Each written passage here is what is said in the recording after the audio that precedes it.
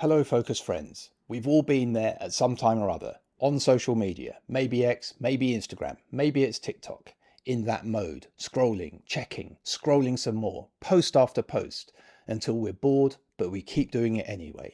Some have called this doomscrolling. So let's talk about the role that dopamine plays in social media addiction and compulsion. Dopamine is a neurotransmitter. Its volume level in the brain over time should be balanced. Highs are followed by lows, are followed by highs, are followed by lows. And though the peaks and the troughs may vary in intensity, generally over time they're balanced. In the dopamine seesaw effect, balance is healthy. We experience a high as a success. With a high, our feelings tend towards the exhilaration end of the experience spectrum. It's what occurs when we succeed at a task. If, for example, a sports team win a significant tournament, each team member is going to experience a dopamine high. But dopamine isn't just about reward, it also plays a role in motivation and goal-directed behaviour.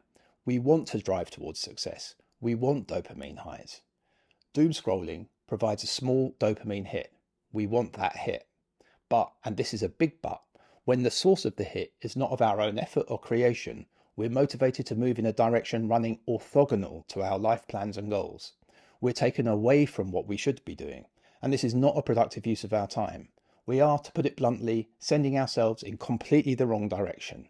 As occurs with all addictions, ultimately we end up feeling worse about ourselves because of this. Doomscrolling becomes a loop where we seek mini high after mini high with diminishing returns, and it can become so extreme that we end up in dopamine terms flatlining, getting no value whatsoever from the activity, yet still we can persist with the compulsive behaviour anyway. The cost in terms of time and deflected energy can be enormous. For the duration, we've lost sight of our goals and even the very environment around us. We end up borrowing against the future to leverage another minuscule or even entirely non-existent dopamine high in the present. But there are two strategies that I can present for addressing this. One today, another tomorrow. The one that we're going to look at today involves mindfulness and visualization. Using mindfulness, we can develop the capacity to flag when we start to engage in this destructive compulsive loop. We can recognize when we're about to enter the gate, and then we can try to extend mindfulness to properly and consciously consider the negatives. And using this technique, we can help to limit them. First, we need to recognize that we're about to engage in the activity, where with each swing of the dopamine seesaw, the fulcrum will be lowered. The constant repetition will lead to a general depression of our mood, and we'll be borrowing against future success. So it's worth meditating on this.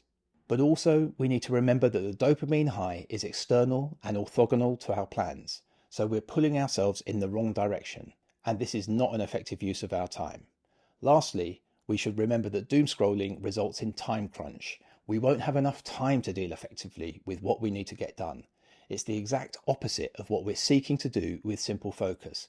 It results in small step diminution of our energy and the reversal of the kinds of investments that we're seeking to make in our future.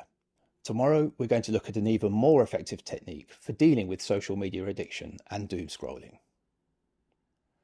Thanks for watching my video. We're only just getting started at Simple Focus. And if you saw this through my app and like the content, I've got a favour to ask you.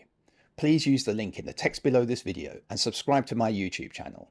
And that will help increase its visibility, which in turn will help me to continue producing content for you to see, and new objectives for the app. Simple Focus provides a quick-to-use self-improvement checklist. See your progress at a glance. Acquire the habit of self-improvement daily, with a morning checklist, objective of the day, and an evening review. View and prioritise objectives for the positive habits you'd like to form. Great video content appears daily in the magazine, and when you see something you like, add it to your objectives.